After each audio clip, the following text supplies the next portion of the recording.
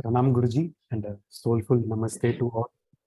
I welcome each one of you today for this episode of Darpan Foundation Signatures series, Upanishad with Guruji Shri Nandkishore, Propounder Sahaj Smriti Yog, and our host, Wing Commander Shri Unni Pillai, retired Chief Test Pilot at HAL. Guruji Shri Nandkishore is a humanitarian leader, poet, writer, visionary, and a spiritual master. Guruji's vision is to foster empowered and transformed individuals with deeper understanding of spiritual values which unite people. He made spiritual awakening as core value in his mission to transform humanity and has taken up social initiatives through transformed volunteers. Guruji established Universal Forum for Human Dignity in the year 2002 and founded Darpan Sahaj Smriti Yog Ashram at Urigam in 2018. Guruji propounded Sahaj Smriti Yog system of self-realization along with Sahaj Smriti Kriya, an absolutely effortless method to explore unexplored dimension of one's existence. This is a path easy to follow along with the busy family life. Under Guruji's guidance, Darpan Foundation is consistently working in areas of sustainable living, education, conservation of nature, health, sanitation, and enabling senior citizens to meaningfully contribute to society. Through the various social transformation projects, we have touched more than 6,500 students, 30 plus government schools across 42 villages. It is a matter of great satisfaction to share with you all that earlier this year, Padma Shri awardee Shri Dr. Karthikeyanji, former CBI director, inaugurated Aram, Darpan Ashram's first Sadhak Kuti, in the august presence of Guruji, Guruma, and former DGIGP of Karnataka, Dr. Ajay Kumar Singh ji. Along with the multi-purpose training hall Tarangini and Dhyan Mantap Sauparnika, Aram will serve as hub for societal transformation. We also inaugurated a library at the ashram on the same day, stocked with more than 750 books, thoughtfully curated by Darpan's team. The library includes books across various genres in multiple languages. Our esteemed host for today is Wing Commander Shri Unni Pillai. Wing Commander Shri Unni Pillai, former Chief Test Pilot and Executive Director at Hindustan Aeronautics Limited, has an illustrious career spanning over 30 years in aviation. He embarked on this journey with a bachelor's degree from the National Defense Academy and was commissioned into the Indian Air Force in 1984. With a remarkable record of over 8,000 flight hours across 26 different aircrafts, he is a qualified flight instructor and a DGCA-approved examiner. Wing Commander Shri Unni Pillai's pursuit of excellence in aviation led him to become a test pilot, a position considered the pinnacle of piloting prowess. Notably, he played a crucial role in three vital projects: the Advanced Light Helicopter, Light Combat Helicopter, and Light Utility Helicopter, serving as the chief test pilot for all of them. Beyond his remarkable career in aviation, Wing Commander Shri Unni Pillai possesses a lesser-known side. He is a dedicated yoga practitioner who meditates daily, which he credits for his unwavering calm demeanor in all situations. Additionally, he harbors a passion for carpentry, crafting his own creations, and is an avid gardener, reflecting his diverse interests and talents. Wing Commander Unni Pillai's remarkable journey in aviation and his multifaceted pursuits make him a truly extraordinary individual, and we are honored to have him as our host today. Thank you. Talking about Darpan Foundation's Upanishad series, it is a universal initiative to revive the Upanishadic spirit, where there is a confluence of scientifically seeking minds and spiritually seeking hearts, merging in complete harmony. The word Upanishad is made up of two words, Upa and Nishad, meaning sitting beside. Traditionally, seekers looking for knowledge would sit beside Guru and ask their questions, and that is the very essence of our Upanishads. Maximum seekers, maximum seeking is our motto. The Upanishad conversations bring in remembrance of our glorious tradition and keeps alive the spirit of seeking. Today, scientific curiosity intertwines with spiritual awakening as Wing Commander Unni Pillai ji engages Guruji in a profound conversation on the topic time. time and consciousness. Guruji says time and consciousness are two sides of one coin, revealed and unveiled when the consciousness of one is attained. With that profound quote from Guruji, let us commence today's Upanishad. And the audience will get a chance to ask any questions related to the topic during the last 30 minutes. Before I hand over to Guruji, I request the audience to mute themselves so that we can listen to this Upanishad without interruptions. If you'd like to engage in more of these enriching dialogues, deepen your spiritual practice, or know more about Darpan, we invite you to follow us on social media. Our various social media handles are shared on the screen. Guruji? Yeah. I will thank you.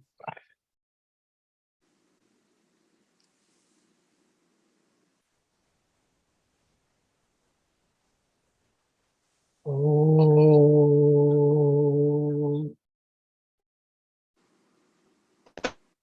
Sangachadham Samvadham Samvo Manashidhanatam Deva Bhage Yatha Purve Sanjnana Upasate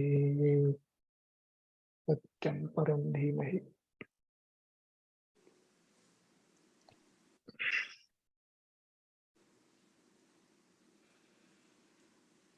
I am very happy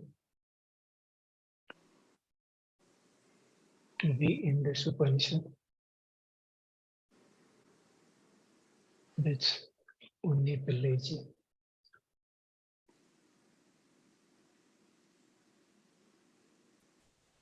The topic, time and consciousness, is perhaps such a topic which asks for silence, for meditation instead of speaking. But that is where limited and unlimited both meet.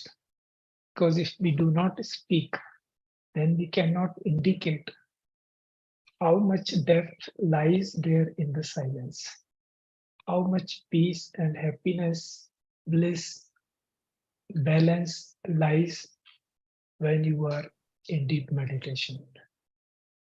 So language becomes our facilitator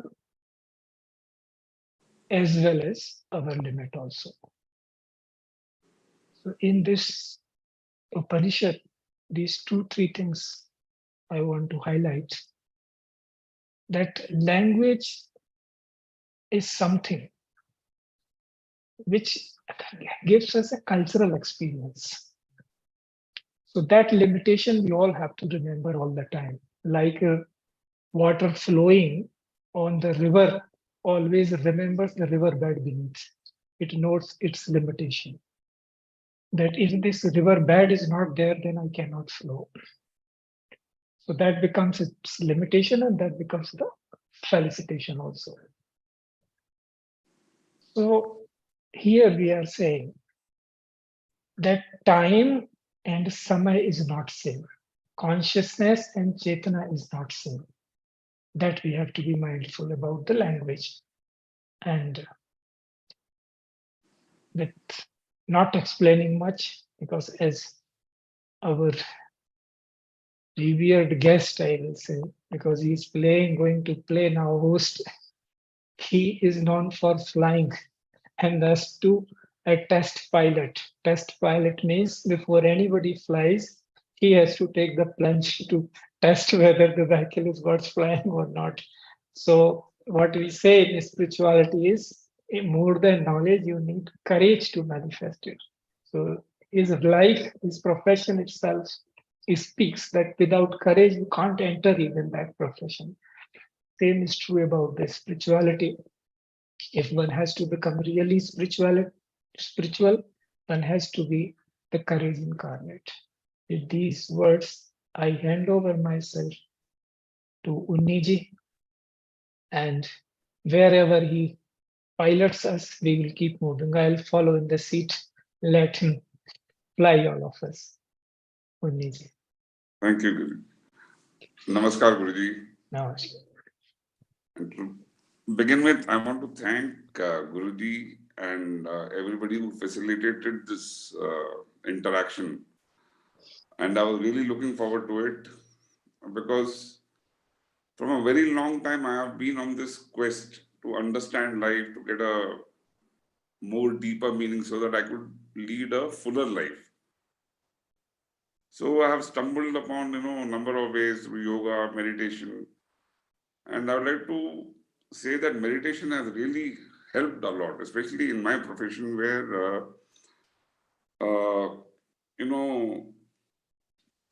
ultimate focus is required at moments. And towards that, yoga and meditation have gone a very long way in making my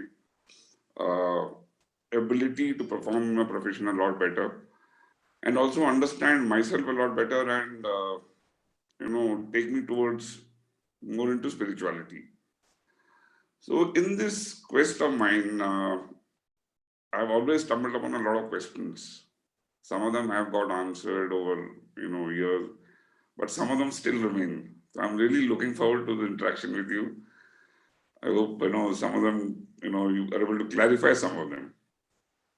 So like today's time and consciousness is the topic for the discussion, which is a very, very deep topic, as you had already mentioned. But we'll start with, simple things which, have intrigued me a lot. And I will start with my first question. Before I ask my question, I want to just build up to that. See, as human beings, we have always measured time by the movement of the celestial bodies around us or around Earth. See, we measure day by the revolution of the Earth, the months by the movement of the moon around the Earth, year by around the sun, and of course, when you go to yogas, from whatever I know, it is either precision or the movement of the solar system around the center of the galaxy or Brahmanadi, whichever we call it. So I've always seen that a moment of time has an effect on your awareness. For example, certain times you're able to meditate a lot more easily vis-a-vis other times. So my question is, does time really affect your humanity as such, the awareness of humanity, the consciousness of the humanity, and of course the individual self? And if it does, how do we optimize it? For example, our own personal spiritual growth. If you have any points on this, I would be grateful to hear it. It is very heartening to know that you have given some background to it. It makes me easier to speak with you and speak with audience. So when we look at time, so your question is roughly, when suppose I am taking it this way, that if I am meditating in the morning, does it make a difference if I am meditating in the noon or in the evening? That is practical question. But beneath that, there are certain layers which you have indicated, that the movement of celestial bodies and all. So that from where to look at the time. And you said traditionally we have been looking time from this framework. This is the mirror we have chosen. This is the glass we have chosen. I'll say to go a little more clearer understanding of time itself. We can say that there we can apply three glasses. One is that of scientists. Another is that of seers. And one we can apply is that of a guru. So in science, like in Newtonian physics, it was the thought that time was static, everything moving on, but time will not change. Then came Einstein, and we are talking about the modern scientist. Earlier scientists, if you go to the Bodhayan and Pythagoras, that is a very long debate. Because here seers and scientists were not different. They were both in one person. So the difference was not there. Later on, when this modern knowledge started coming to us, the division appeared because certain people thought that character has nothing to do with your knowledge. We don't believe in that. We don't see it that way here. That we say no, character is the most key thing in acquiring knowledge. So that is why seers and scientists were not different here in this land. Anyway, we came to the Newtonian physics, then we came to the Einstein. So he says, no, it is relative. He gave the word time, space continuum. That if you can fold the space, you can fold the time as well. Then came this Big Bang theory. Science, we speak little bit. So they say, like in spirituality, we used to say that there are certain questions you can't ask. So people thought it is negative to say that way. But when same logic is applied to the Big Bang, that if we ask, where did Big Bang happen? When did Big Bang happen? Then they say you are not supposed to ask that question because from Big Bang only everything begins. So here also you reach to a point of ignorance. That's something you just assume because others who know the subject better, they are authority and they are saying, please, this is the way it is. If you start looking that only, then only there is a possibility that you will realize the truth. So these are the various lens. That now is the ultimate lens of the Guru who says, Guru Parataram Tattvam Nasti. That is the definition of the Guru. That there is nothing possible beyond Guru. So that means whatever is there, knowledge, ignorance, and ultimate ignorance, all is within that entity. So we found as human beings, we call those people Guru to discover their ultimate ignorance. That ultimate ignorance always stays with them. They always know that they are the most ignorant person on this earth. And they maintain that very clearly. That is called the Laya. They never forget that they are for even for 1 second, they cannot get enlightened. They don't have that luxury. They always have to be ignorant. Then only they are into Laya. But there is a process to be. It is not anybody can say that I am ignorant. That is not the point. Because path goes from knowledge, from ignorance to knowledge to ultimate ignorance. That is where the Laya operates. So when you need to move beyond time and space into that, that is where the seer goes beyond where the scientists go. So that is about life, that is about existence. Now when we are operating, so this is only we can indicate certain things. Like I give 2-3 names. That's why I said in the beginning that time and Samay is not same. Samay, if you see, we take one meaning of the Samay. Saha May, the one who is with Saha. Saha means that. That means ultimate existence. Somebody call it divine, divinity. Somebody calls it Paramatma. Various names people give. So Allah, somebody says, whatever they are saying. It's ultimate being they are referring to. So he says Saha May, the one who is pervaded by that one. Samyah, another meaning, the one who is even ultimately, whose evenness is never lost, whatever is unevenness is happening.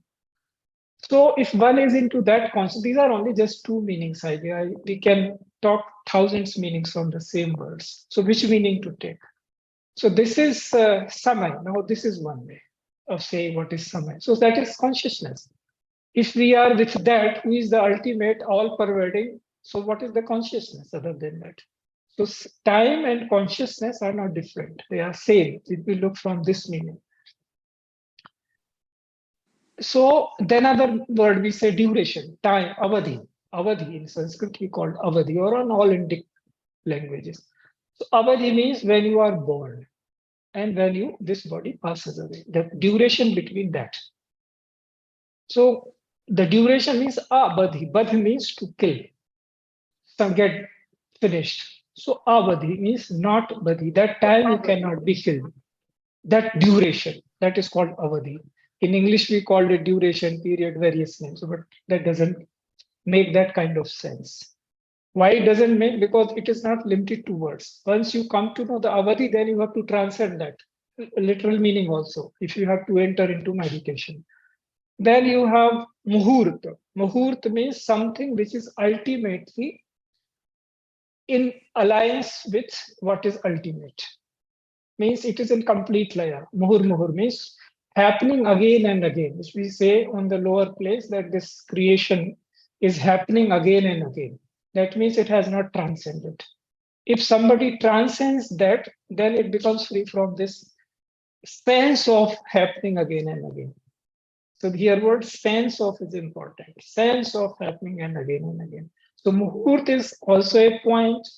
Now comes kala, third word. Is kala is that point of time or duration when somebody is killed or dead, so to say, our language, which is common language. Then there is avshar, opportunity, occasion we call in English because these words are so confusing. That's why we say if somebody has to really acquire the true knowledge of the self, they should go by their mother tongue. It will be very easy because ultimately they have to transcend that meaning. Otherwise, they'll be caught with meaning, and meanings are thousands. It is like if you put a spectrum and you pass sun rays, you have so many colors, and then permutation combination. So it will be whole life exercise and waste. You'll get some knowledge, but it will never be clear what we are looking for. So time is always a point. All these examples I have given, taking birth is a point in time. Your life is a point in time. Death is a point in time. Time itself is a point, like arrow, it is moving, like as we say in meditation, it is short, like going in one direction. So only direction, indication, sanket can be given, that which direction we are moving. And finally, you become so intense that it becomes all one. Like these days in science, we cite science examples because we have to create some language which is common to maximum people. So these days people understand the singularity, black hole, all these things. Something they understand, something is being told, something is being told about. So we say you become more intense like a black hole or like a singularity, then you transcend time. So then these things, when is it possible? When you have transcended your physicality, then it becomes possible.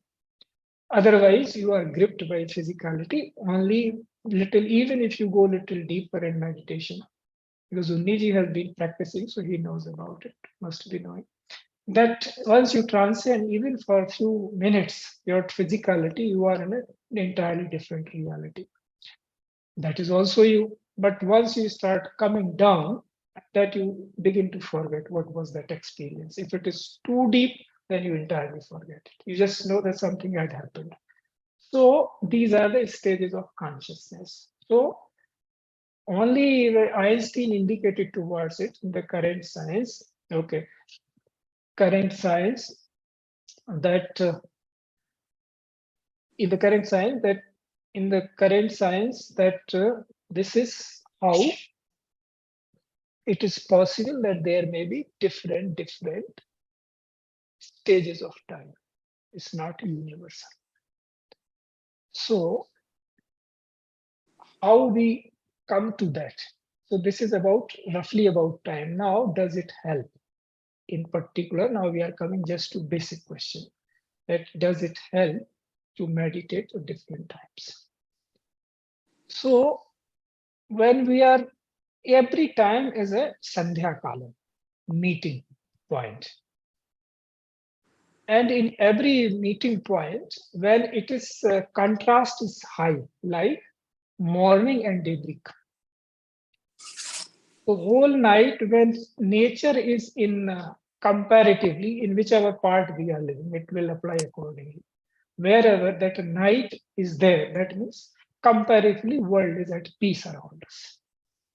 So when it starts daybreak, start moving towards the morning, then that is the best time when our body has also taken rest completely. Now we are in a position to physically it has rested well. So Brahma Muhurtam we call, and before that Amrit Kalam, 3:15 or about that time it begins. So if our routine, lifestyle, professional requirements, everything, so many things are there. All that give us space that much that we are in a position to comfortably avail that time. Because if any kind of things are going in our head, subtler things uh, impact you more. So gross don't. So if anything is going on, no, I'm not doing it right, or I have to go to duty, but for the meditation, I have to wake up early, then it won't work. But if you are getting that time, your lifestyle such, your profession allows it, then that is best time to meditate early in the morning. Second best, Brahma Muhurtam. Amritkal, Brahma Muhurtam. Then last is before the daybreak. Now, if you say, no, I cannot get any of these, then anytime, whenever you are in calm state of mind, you are in a position to face the meditation. You can sit for that. So then this is the science behind helping it, because that time you are in balance, whole nature is in balance. That is why it definitely helps. But all these conditions should be met. It is not something physically low, come what may. Even if you slept at 12 and 3, you get up and then you want to sit for meditation, it won't work. So you have to satisfy your lower beings. In one person, there are 16%, as we say in Sahaj Smriti Yog. So we have to satisfy our lower tendencies. Like physically, you should be fit, mentally, you should be peaceful, and then you can sit for meditation.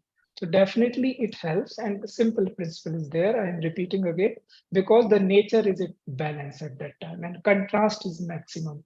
So when things are in contrast, clarity comes the most.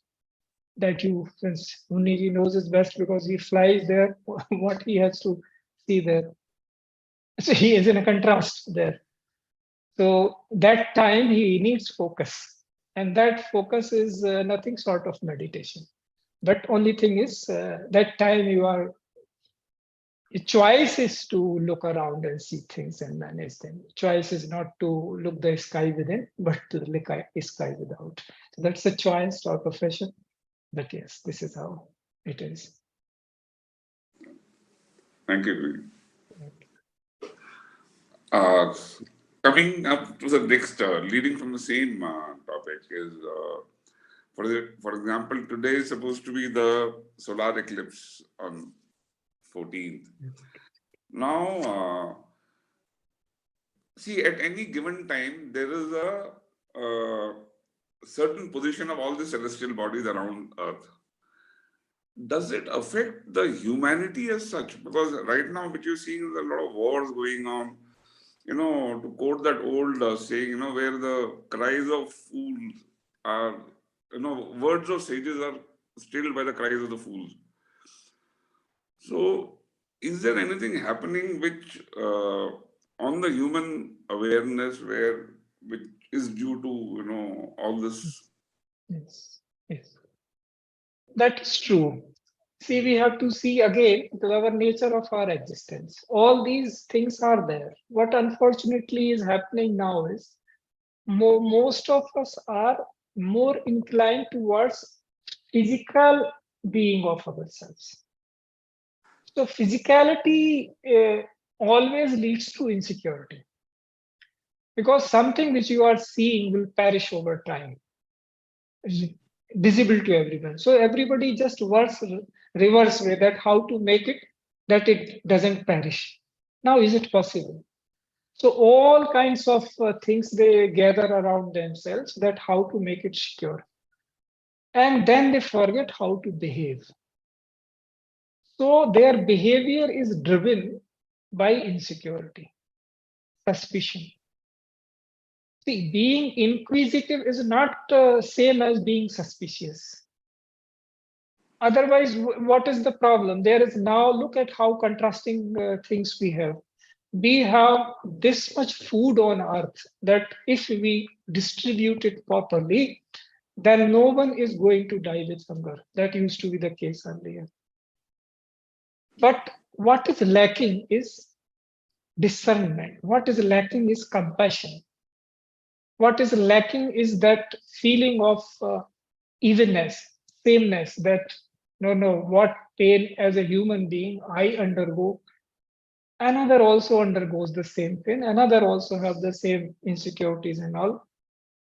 So when these, as you were saying, these celestial bodies are moving, is it creating something in us? Yes, if we are centered only on bodily consciousness. No, if we have transcended ourselves. So this is the time when people should get spiritualized so that they begin to see the reality. They become drashta, seers.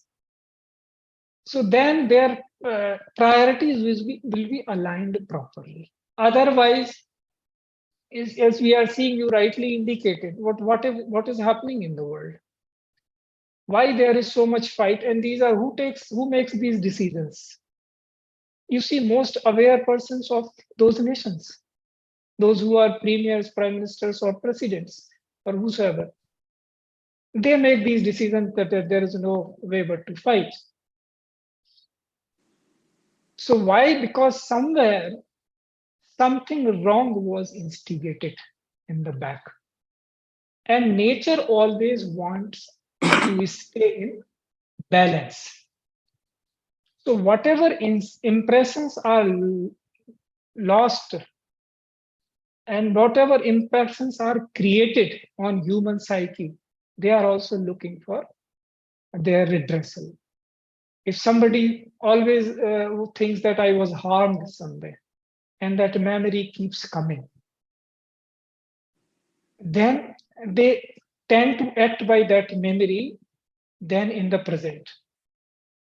So as you see, we all read newspaper, what we are seeing is that they say, what are these children have done who are getting killed in these wars? But what about this other party says, what about when earlier you had done that? So then both are losing sight of the present. So how to stay in present? Only through spiritual process. You can become compassionate. You can see clearly that discernment, viveka, until we call it Vimal Vivek. Without any impressions, you have that discernment. Then only you will be in a position to trust others. Otherwise, you can't trust. Even if you are head of the nation, always that movement will keep going, diplomatic things and all, making your country as much as possible through your intelligence to stay, you see, secure. But where from all these are coming? As we say in our this consciousness, if we go to the Hindi or Sanskrit thing, then it is Chetana. And it is constituted of four things: mind, ego, intelligence, and memory. Man, buddhi, smriti, ahankar. Now, if you have to make a decision, a conscious decision, then you have to be sure that you are not colored any of these four. So mind, what is mind? It is nothing. It takes the color of that, what kind of bhava is incited. If anger is incited, mind becomes anger. If happiness is incited, mind becomes happy. It is just a mirror. It's just a space where, so to say, where things are happening.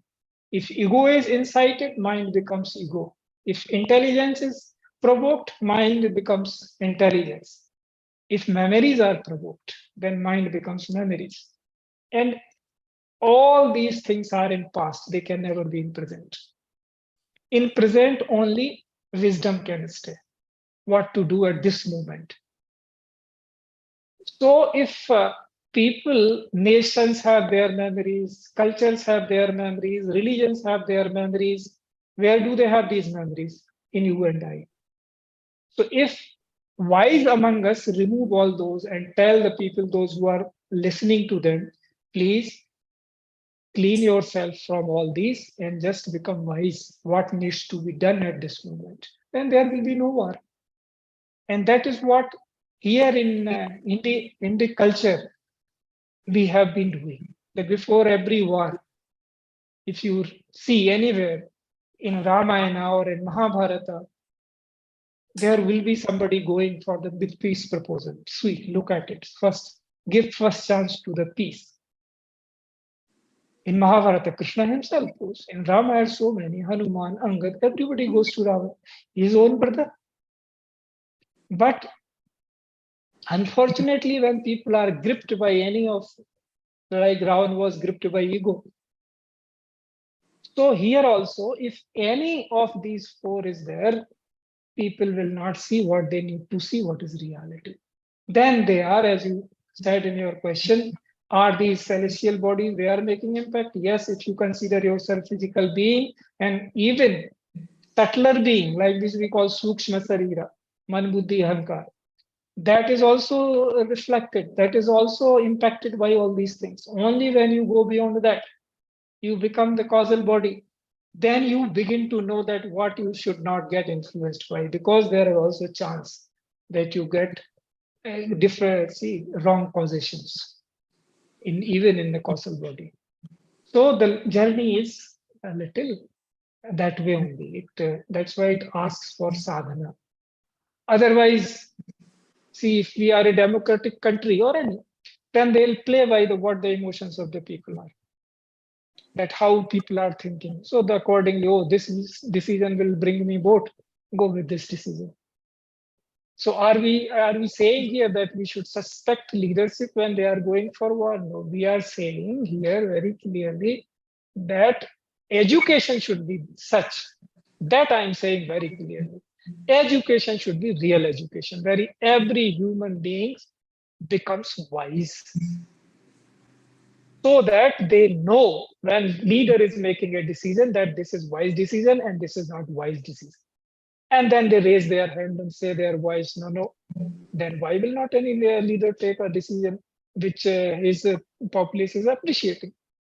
So this is level of understanding, levels of realization. So then we say kala hai karma ishvara, mithya dos lagaya.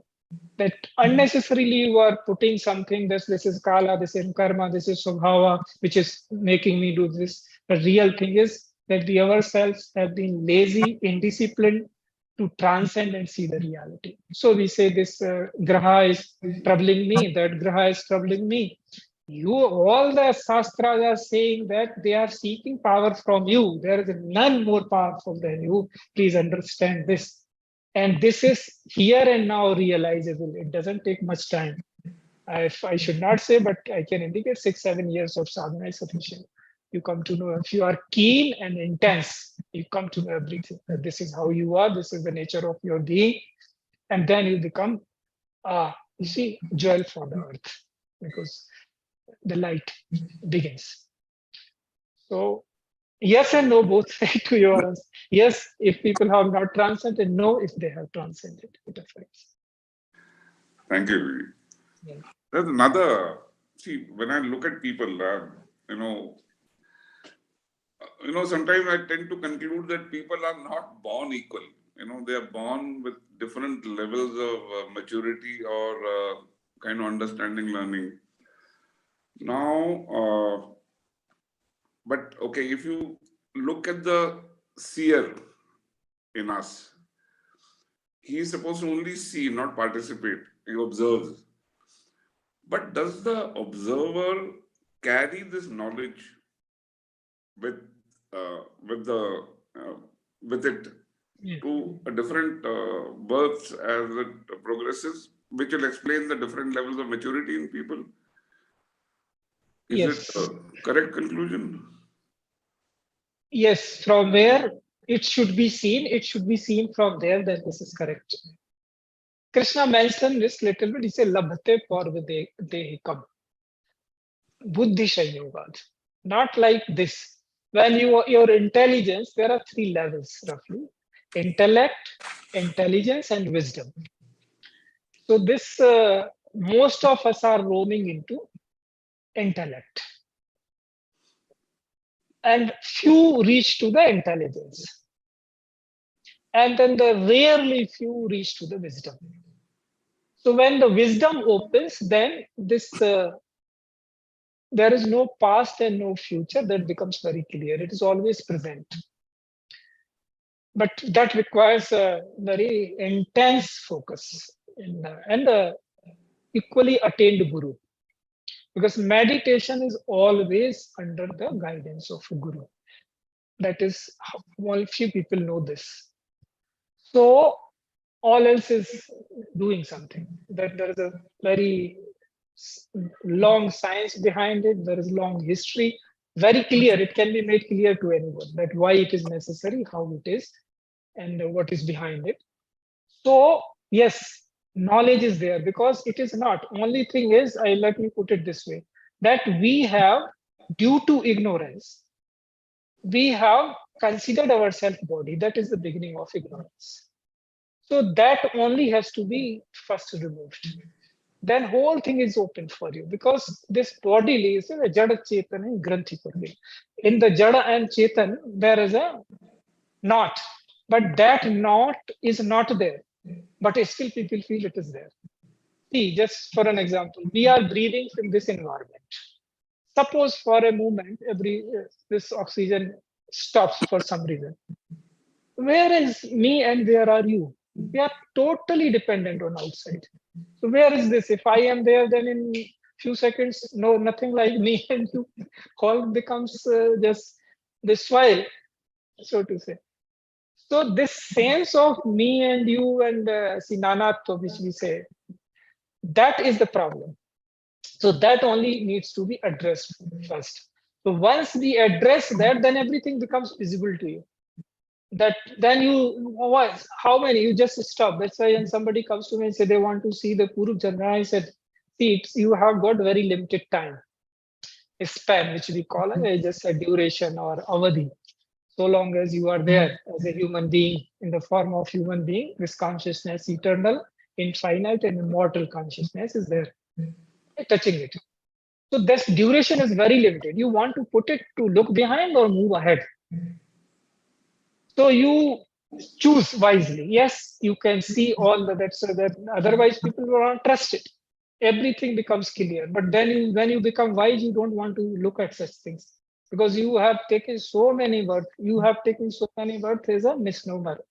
It is that so many times these bodies have accumulated around you. You never took birth. You are always a janma. You were never born. You will never die. Just these accumulation begins to happen around you. Why? By just that seeing which you just mentioned. If you little bit saw and identified yourself with anything, that will stick with you. That becomes your karma. Because you gave your power to it. He said, what does Ishwar or Drashta do? Nothing. He just looks. What is happening? Just looking at it. Nothing doing at all. If you do, then you are bound into the karma theory, then applies to you. So you are even. It is not that you have become realized, so karma will not apply to you. Because you are 16% in one person. Like we say, no, traditionally we have been saying, but now I have refined it a little more for the current people. That we say, no, Sthul Sarira, then we say this Pranamay, then we say Manomay, then we say this Vigyanmay, Anandmay. And then after Anandmay begins the spiritual conditions. Like Atishayani, Vibhargamini, like that it goes. So 16% you are, 5 are little more, you see, gross till Ananda, and then they become subtler. So if you are anywhere in any level of consciousness, you touch the world, you looked at it, identify, then you become that. So that is where you are saying, will you remember that in which life span you had touched that and you have become something? Yes, when you have reached to the ultimate stage of realization, you can see. Because this all is there, nothing is lost, because it is always present. Deeper we look, there is no past. Everybody can little bit, so they apply even intelligence, they know there is no past, it is only in memory. So if that was also the same way, there is no future also. Only present is there. But that is where you can what kind of karma we are again doing, accordingly, our prarabdha is created. So that is why people call it future. Because you have, in a way, there is a little scope. Here we are decimating our karmas and we are doing karmas also if we make mistake. So some you are removing yourself and some you are making yourself. Like here now we have this body. Some either only the realized master may take birth on their own volition to do some karma. So they are always aware who they are. But otherwise, others are born due to, all of us are born due to karma. Some good karma, some bad karma, so to say. And accordingly, we are creating for the future. If we are always in that condition, where if I give one example, is that of Ram. When he was initiated by Vasist, so he uttered that sentence. He says he was almost like a sleeping person for some time, samadhi. Then Vasistha invokes him and then he opens his eyes, say, now there is nothing that I shouldn't do and there is nothing that I should do. Now you tell me what should I do. So that kind of state you become. That is why the Guru Vachan importance is there, because Guru is not telling something his Vachan or his words. He is just describing how the existence is. And in the contemporary time, what is our duty? How will we stay all the time as a liberated being? So when liberated being sees something, and then he doesn't get caught, or she or they. In today's language, even he, she, it is not, we have to say they also. That's the language issue. So current generation only say how you are saying he and she, you have to see they. There are so many LGBTQ plus what all. What is this? Ignorance again. You are so much confining yourself to gender identities. Look beyond. So then we can see all that what you are saying, but only it is good when we have become observant, that we don't get caught by our purv janmas, because all janmas happened to us. We never took the janma. Liberated being always know this clearer than anything else around. Is Thank it you. making? No? Sorry? Is it making sense? Yes, You always hear? Yeah. yes. Because, there has to be some reason as to why, like I see a child sometimes is far more mature and peaceful than maybe somebody who's 50 years old. So I was trying to, make some sense out of this world. Thanks for answering. Yeah. And I had this question because most Hindus chant Gayatri mantra. I don't know how many are, aware of, the correct way of doing it or whatever it is. I wanted to clarify, use this forum to maybe, get some answers from you on this. Is it just a pure mantra which you chant and it does something good for you? Or in addition to that, is there any meaning in the entire thing which shows you a path for, say, Gyan Yogi or somebody? Yes. So these mantras, or not all, but mantras which are real ones, they are seers saw it.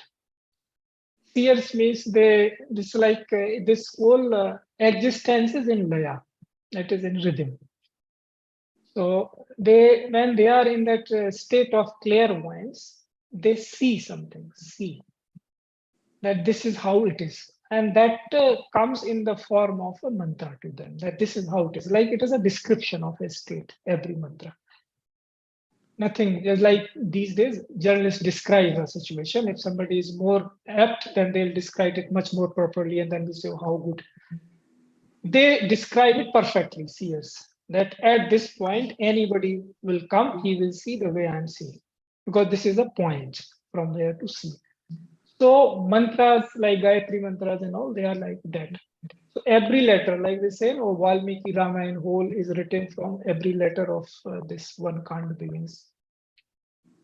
So there is a meaning, but $1 million question here is, who is authorized to define the meaning?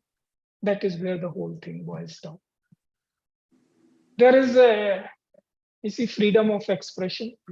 Everybody can do. Can we say anybody? Don't know, you are not authorized. We should not say.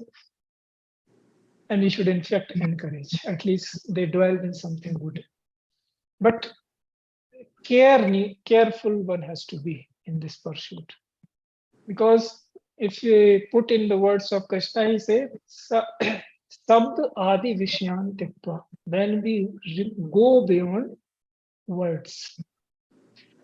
Shabda means word is considered the Adi Vishaya. That means the beginning one subject. So, but it is Vishaya that is important. It is not real, it is Vishaya subject.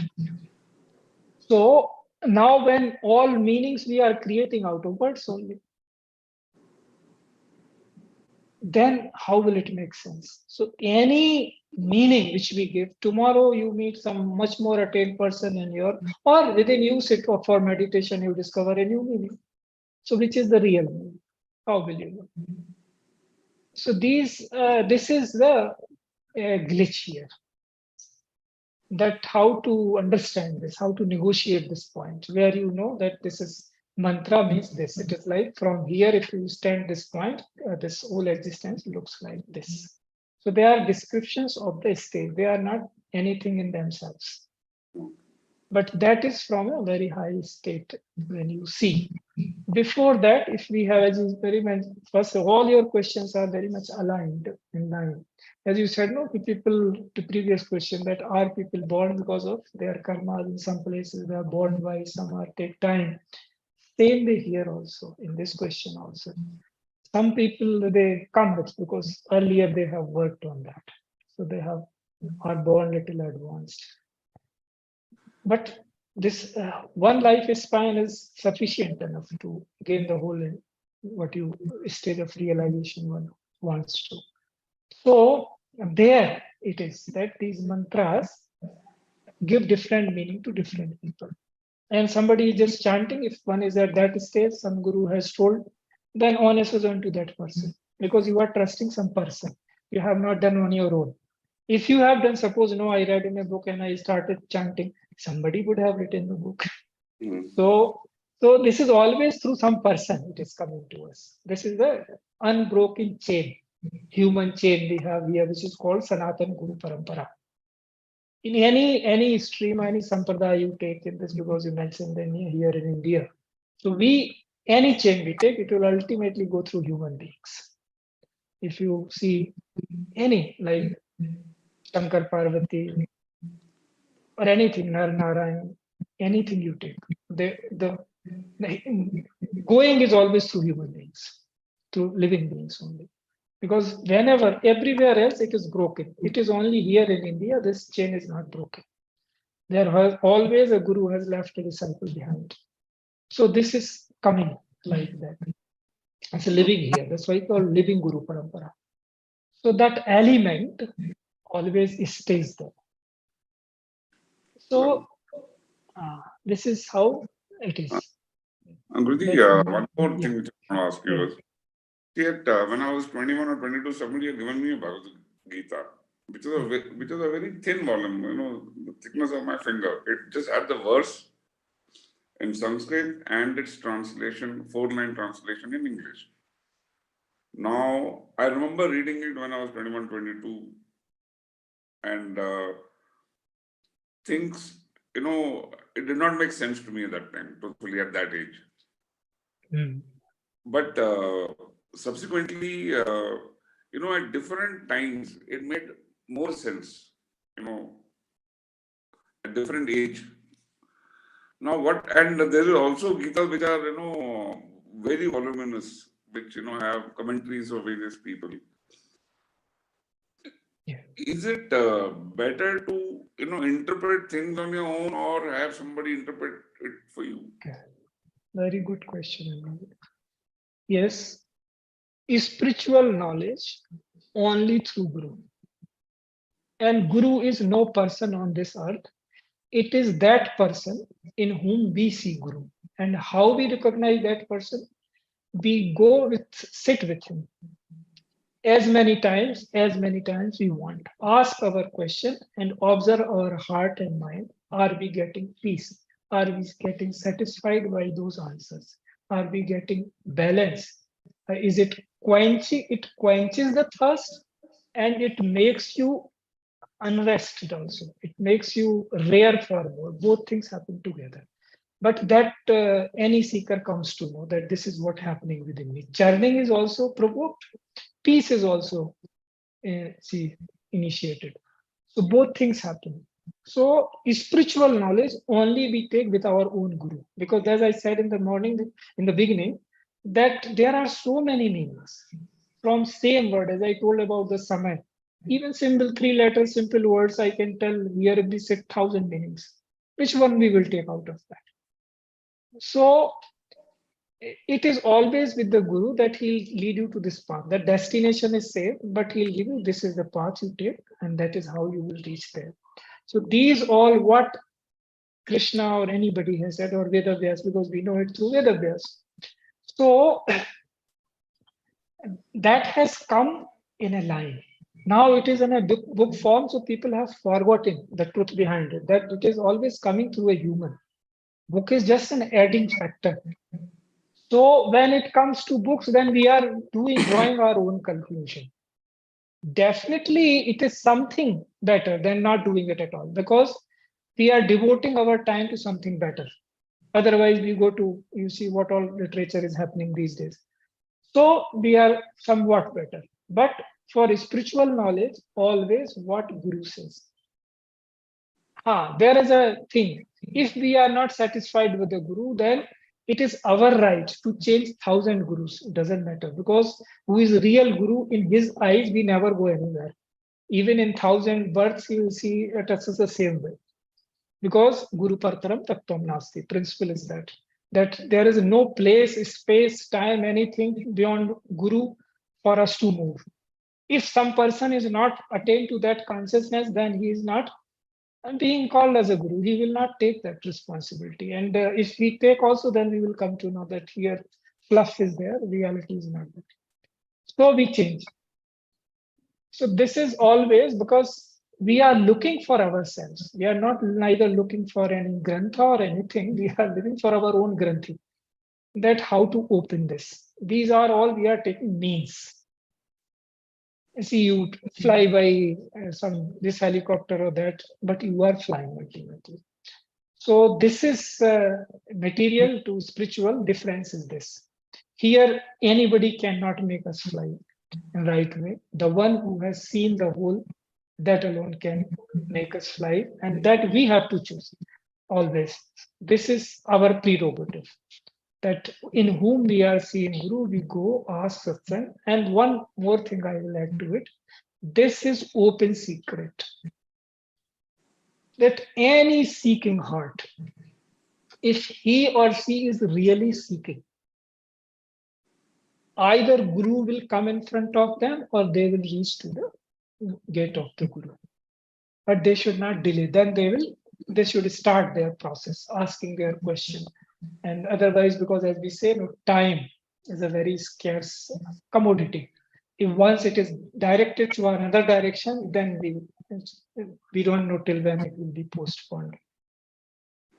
So always spiritual knowledge, always from one's own Guru, not anybody's Guru, none to nothing. Guru is always once. It is a one-on-one relationship. And this is the eternal relationships. All other relationships like parents, husband, wife, children, everything is drawn from that. And that can be made clear to everyone. It's not a big issue that how it is. So we should always look for anything. Yes, as you said, over the period of time, you saw different meanings because due to practice, you matured. Because you are doing some practice. So you know very clearly, those who practice even without Guru, they come to know that if they practice for 1 hour meditation, all their 23 hours are someday impacted by that meditation. that somewhat impact will be there. So this is the power of the practice. But if when it is met with the power of the Guru, grace of the Guru, then we start soaring high. So we know then we don't get confused. Otherwise, there will be so many meanings and we will be lost into that, which one to take.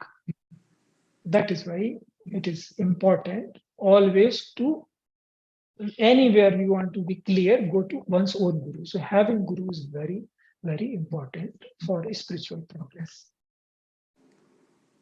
Thank you. Thank you, Guruji. Thank you. Unni ji, you were going to say something? No, I was just handing over to you. Because... Oh, thank you. It's exactly 12:00. So we have quite a few audience questions. First question is for Guruji. Spiritual people say we should always be in the present. What I've done in the past is affecting my present, and what I'm doing now is affecting my future. Then how can we say that there is no past or future, Guruji? Well, so this was said in past, isn't it? See, when intensity is not there, sadhana is not there, then we do not understand the difference.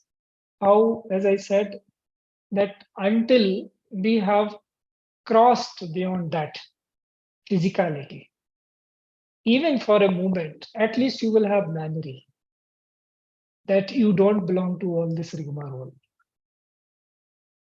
So until you are seeing is this way, then this confusion cannot be removed. See, tell me, now we are talking. A moment ago, what we were talking, that has reverted in the past. What are you saying? What do you mean by future? So if you go longer, as the Unniji said in the beginning, see, so the relative motion happening. How you are just seeing in relation to this, when you, because you are counting, if you look deeply, then only night and day is happening. Just sit somewhere calmly and see that you only have put dates, years to it. But in reality, only day and night is happening. And why that is happening? Because sun is moving certain way, earth is moving certain way. So it is happening. So where is the future and past into it? It is here and now happening. You put years into it in your consciousness. You create a shared memory. It is like rupee. You and I both know that rupee, what is scanned is written it works in the market. And the one who received, he also knows. Suppose both forget this story. Yeah, this is then, what is the difference between a piece of paper and 10 rupee note? Nothing. So it requires some discernment, some degree of discernment. And yes, karma you are doing. So when this all thing is happening, you keep, when it gets repeated, muhur muhur, as you said in the beginning. So you think that it is future. It happened in the past because you get that time in your memory. Otherwise, here and now, it is always like that. Even you just imagine, even future also, you will be present. Just see it this way. If you are not there, can there be a future?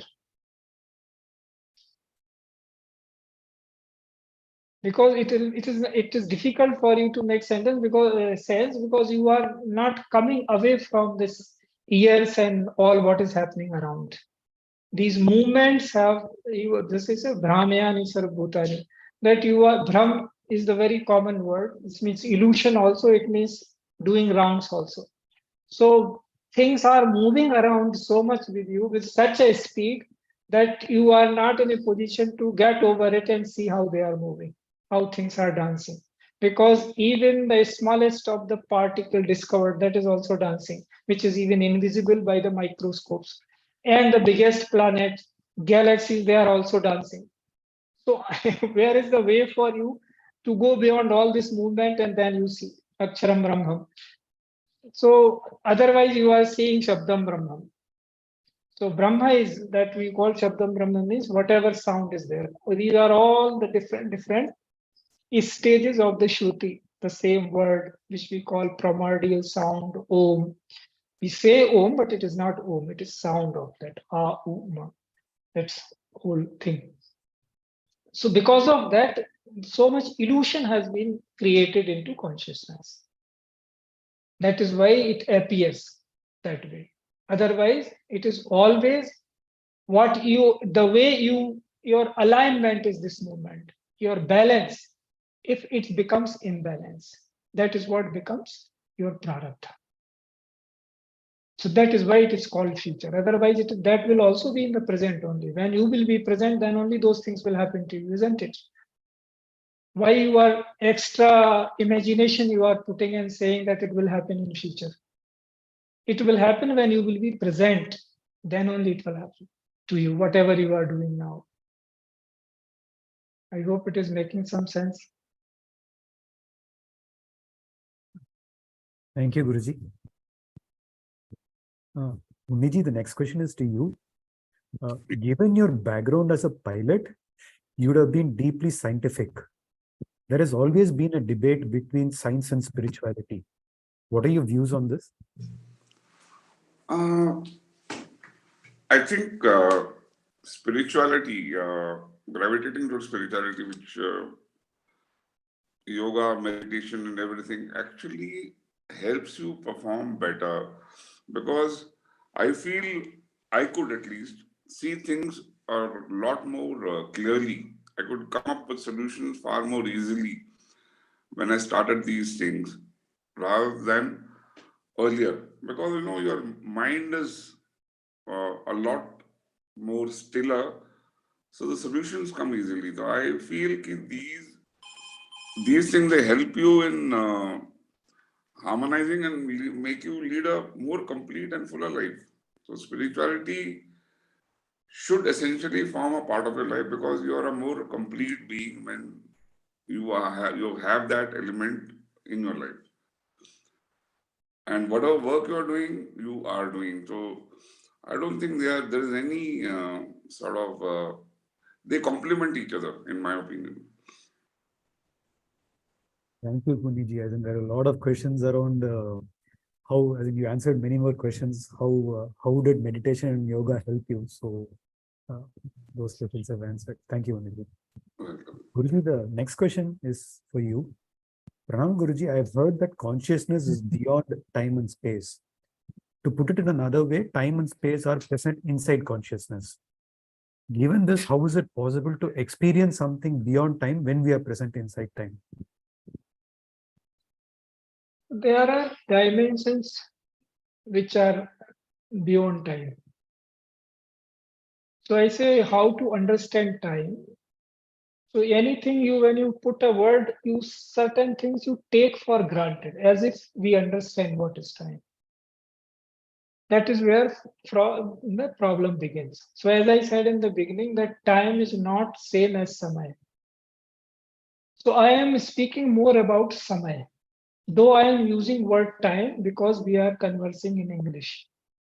So as an idea, it can be conveyed through time also. But when you have to transcend, then you have to, every letter's meaning you have to transcend.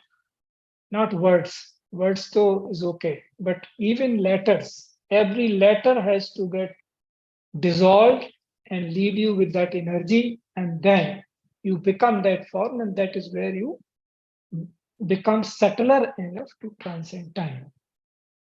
Transcend time means what? That whatever is affecting your physically, like from very basic. Food is more basic, even breathing. Let us begin with breathing. Our body survives only if we are breathing, which is a physical dimension. If outside there is no pranavayu, then we can't survive. So it is there in time-space continuum. But suppose there are reported cases where people have gone into meditation and they could, for some time, their body was somewhere else and they were somewhere else. These are 2-3 examples of food are before us. This was one person not very long back, Prahlad Jani. He never used to eat food. There was one case reported by Paramhans Yoganandam, some Bala, she named some lady. She was not eating for years. She was taking some, he asked her question, but mother, you are eating something. She said, yes, I am eating sun rays in a way. So depends on how subtle we have become.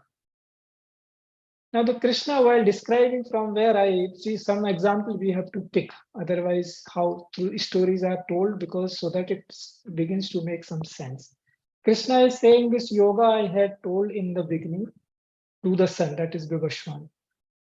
That means whatever our relative time we are knowing, it is through the sun, whatever speed of light and all. Through that relatively only we are knowing what is this time and all. When he says, I have told to him in the beginning of time, that means what? You are eternal as a consciousness. So if you sit and transcend these physicality, then only you can know. Till then, yes, follow this, how to do it properly. Then you will feel better that yes, there is. How you know some things efficacy? Only by practice. So if diligently, see, there are certain things in life. We say in Sahaj Smriti Yog, priorities. What is your priority? Everybody, every one of us know that we have a limited span of time on earth. This body gathered at one point of time. This body will disintegrate at one point of time. What before that and what after that? Or are we doing everything just for so long as this body is there? All our time goes to this only, which in any way is a common man's or fool's knowledge that so long as it has to survive, it anyway will survive. It doesn't mean you become lazy. It means that you become super active. That what is your ultimate meaning of life? Are you putting every second of your life in that order of priorities? That through you only Paramarth happens. Your life is every moment living example of the ultimate meaning of life. Such you should become.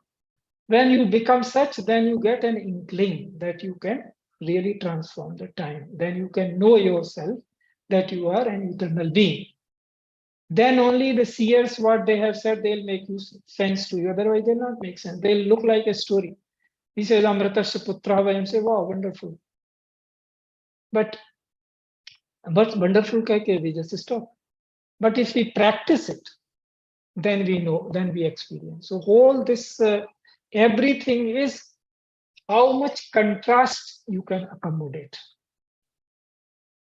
So to feel immortality, in a way, you have to live as if you are dead. Then only you become super active. Because you anyway know that this is the truth. So you live in ultimate consciousness. Then you, like in satsang, when we are sitting, we forget sense of time goes, that how much time has elapsed. What has happened? Because we are comparatively focused. And we are enjoying that. Within, there is something within us which enjoys this most, the truth. Because we ourselves are truth. But only thing is we don't know it. And truth is eternal, ultimate truth. So our natural inclination is towards satsang, but we are distracted by things. So one of those things is this time-space continuum also. So once we transcend this by practice, right practice, then we begin to get that inkling, and then we are more prepared. Then our questions will change. So how answer is by practice, right way, putting your priorities in right. As you advance, your priorities again and again, they keep changing until they come in the right way. That this is how my priorities are. Then every moment becomes what it should be. Your behavior becomes like that. You become like that. Then it becomes possible. So what you have asked that to experience. Because here we are saying something that you have to transcend your experiential nature. And again, we are saying without experiencing, you cannot transcend it. So that's where we say that extremes of opposites, when you see both ways and then you transcend. So it can be done through practice. Thank you, Guruji. Unniji, the next question is for you. Yeah. How do you develop the trust to fly the test machines when you know they are still under development and anything can go wrong anytime? Now that is an interesting question. You don't just blindly sit into the machine and take off. That would be stupidity because,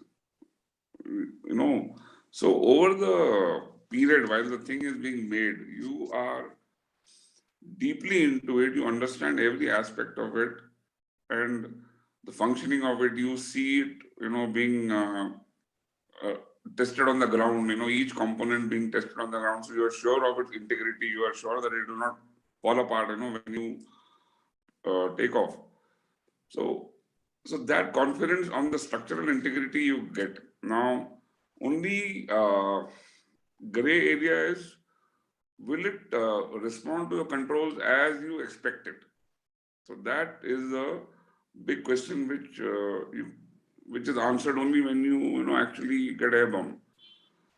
So towards that, your skills as a test pilot are very, very important because uh, every machine behaves differently. Now this machine is absolutely different. Only a very skilled test pilot can take it up and get it back down. Okay, taking it up, in most people can. Getting it down back again is the difficult part.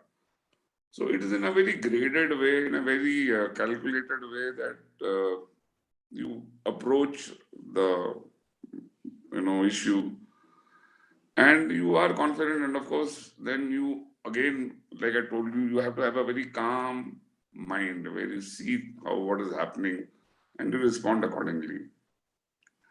So that is how we do it. And actually, going back to that previous question, see,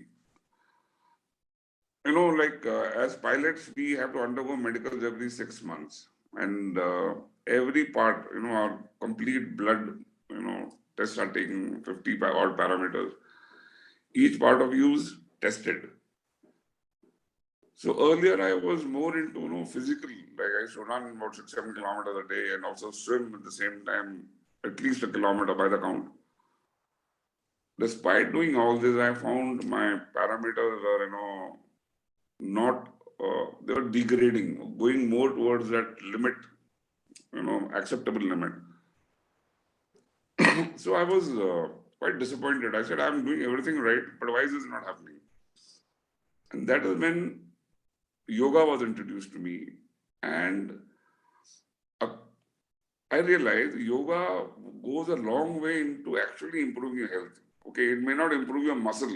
If you want a Schwarzenegger-like body, then you continue running. But if you want good health, I suggest people should take up yoga because it is available to you as Indians. It's more easily available to you, and it goes a long way into improving your overall health, and your awareness of your body increases so much. And of course, it takes you into spirituality level also. And in short, whatever you do in life, it has to add value to your life. Otherwise, it's a pointless exercise. So that way, yoga, in my opinion, everybody should practice along with whatever they want to do. They want to become, go to gym, do that also. So that is it. Thank you, Unniji. Looks like the questions were leaked to you before, because one of the questions was, I think we've generally heard that defense personnel do hard workouts, and why did you choose meditation? Okay, you answered that question too. Thank you. Guruji, the next one question has been written funny, but in our culture, many elders say that everything will happen at the right time. I'm very impatient. How can I make that right time happen now?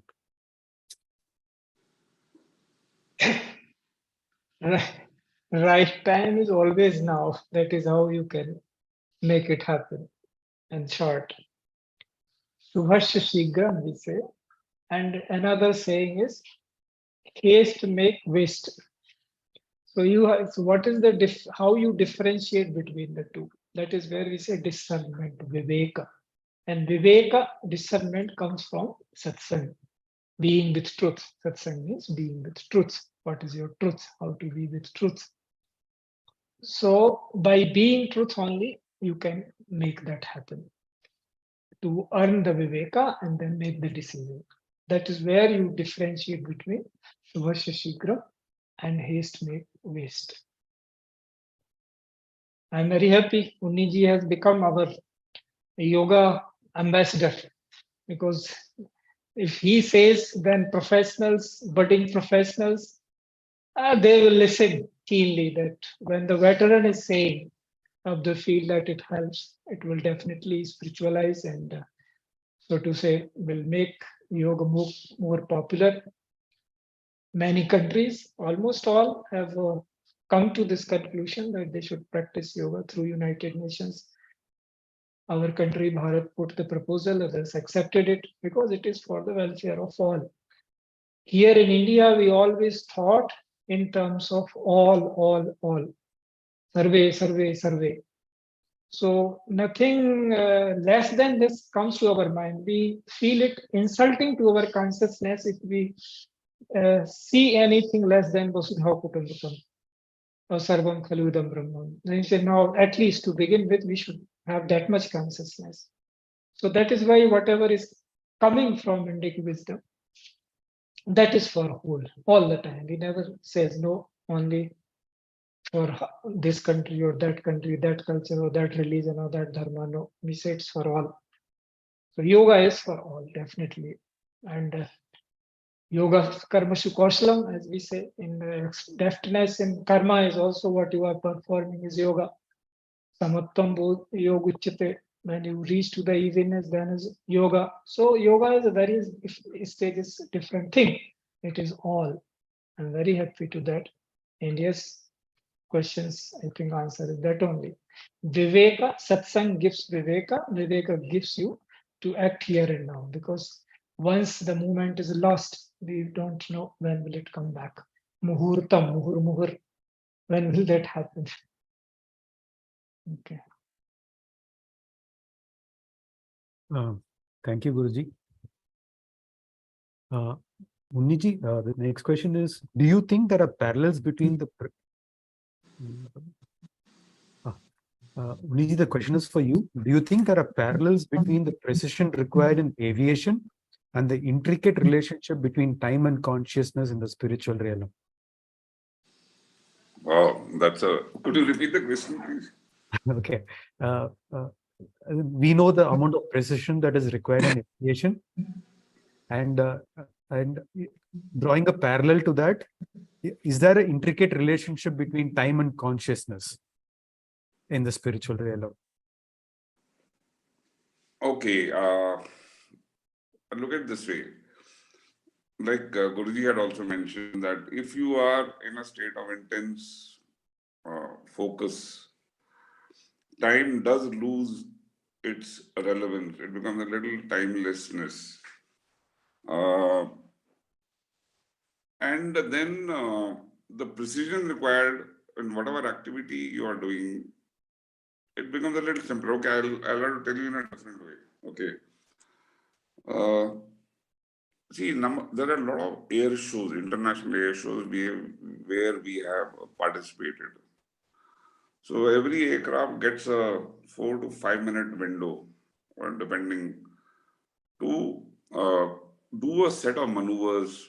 Okay, and we try and put in as many maneuvers as possible in that small window. So in that 5 minutes, you are constantly, maneuvering the aircraft down all over. And then you exit after the 5 minutes. Now, this is very akin to a gymnast who in one run does, 10, 15, 20 maneuvers.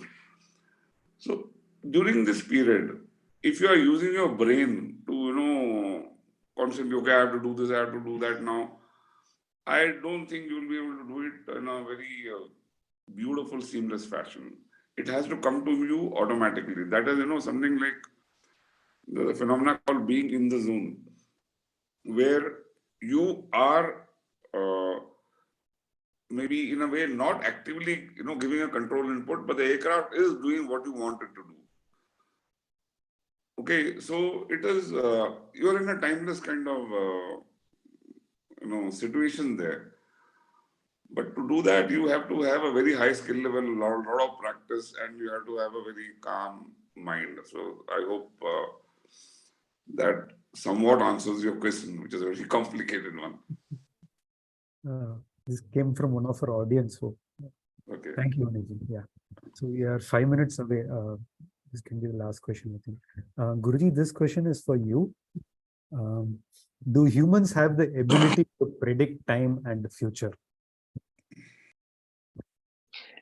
So again, I will say that, as I have already maintained, that there is no future, there is always present. So in a way, question becomes, can the events be predicted? That, like, whatever is happening, we are seeing that it takes 1 year's time to take this whole round. Sun is moving. We said we have measured everyone's relative motion. So in physical domain, it is not incorrect to say that these predictions can be made, that this rotation is happening there. But since certain things are not happening, no meteor is hitting us hard enough that we collapse. So we take it for granted that we are here forever. But by the same cognition, if we go by the scientist's brain, then they say after some time, maybe billions of years later, we will be eaten up by the sun, and then sun will also adjust. So this knowledge is also coming from the same mind or same source, which is looking for future predictions of events. So to the extent where from this precision is coming, that at this point of time, this thing will happen. This is all consciousness play. That Unniji's question, that observer effect is there. See, if you see from the ultimate level, then you don't want, there is no scope for changing, because you see things so beautiful, which we call, metaphorically put, Satyam Shivam Sundaram. That is very beautiful, that you don't want to tinker with anything. If you have seen the ultimate beauty, will you ever in your weirdest of the dream think any tinkering, because you will make it ugly. When we say this, then one must be very careful, because so then I don't have to change anything if this is the reality. This is the reality when you have reached to that realization, not before. Before, only change, that is what you have to manifest, because you are changing for the better. So at any level, if you have to make a better change, that comes through viveka. That's a certain exercise we used to do certain way when technology was not there. Technology comes, you start doing it a certain more precise way. So we say now it can be predicted. So prediction is whether you have seen something in such a perfection that even if everything goes perfect, then also this is likely to happen. But when it comes to the human destiny, then I say one should not be in that game, because that incurs karma. If you make something already, this is us going to do that, then others, if suppose somebody excels more than that, then you are blocking that person's way. That person will have to excel beyond that, and then that will work as an obstruction. So what is Vardhan or what is Shrap is very relative. Understand? So can be, but shouldn't be. Prediction can be made, but shouldn't be. But in science, if I say this, then they say, oh, so then how will we know this, that so much pollution is going to spoil the earth? Then we will not take any initiative, which if we do not predict that carbon level has to be reduced, or the temperature should not go beyond 1.3 or 1.5, we have to reduce this, keep it contained. If we cannot predict, then how can we do it? So it is very relative in which domain we are talking. But in when it comes to the human psyche, it should not be the case. We should not predict as coming to the human domain. We should always do it in science. In mega terms, if we are as a scientist, we are exploring something, then that prediction is okay. It is good, it is desirable, because it is a warning. It is telling somebody who can see 10 miles. It is like applying some bigger lens. So one should be very careful. You should not, we said these three things are very important. Context, example, and the prasanga, which we call in certain event. So these things are very different. Where are you applying that? The spiritual principles only from the highest seeing they apply everywhere. Otherwise not. Otherwise they are relative. So where to apply what, that discernment must be there. I think the time is other, because these are such questions you can keep explaining hours and hours to make everything clear. But this is it, that in right context, prediction is okay and it is being done as the science is progressing. But in certain context, when you advance, then you come to know why one should not predict. And one example with that I will end, that Krishna said, I will not raise the weapon in this battle. He only raised the weapon in the form of the chakra. Just to show the world that even despite being who you consider me, that I also am not in favor of predicting something. Because when the situation arises, I will have to break that to do the good, what needs to be done. So this is how it is. In human concerns, human destinies, no prediction should be made. In science domain, yes, for the welfare of all, predictions are good. That is all the science is all about. So be careful. I think in this limited time, I could make some sense to you. Thank you, Guruji. We have some more questions that have come on YouTube, but unfortunately we ran out of time. Thank you, Shri Unni Pillai ji, for this wonderful Upanishad. Thank you, audience. Welcome. Thanks a lot. In case any of you would like Guruji to address your existential questions, then please send them to the email ID guruji@darpanfoundation.com. For those who want to explore spirituality and experience bliss, please do get in touch with the Darpan team and we can schedule an appointment with Guruji. Thank you again. Om Shanti, Shanti, Shanti. Hari Om.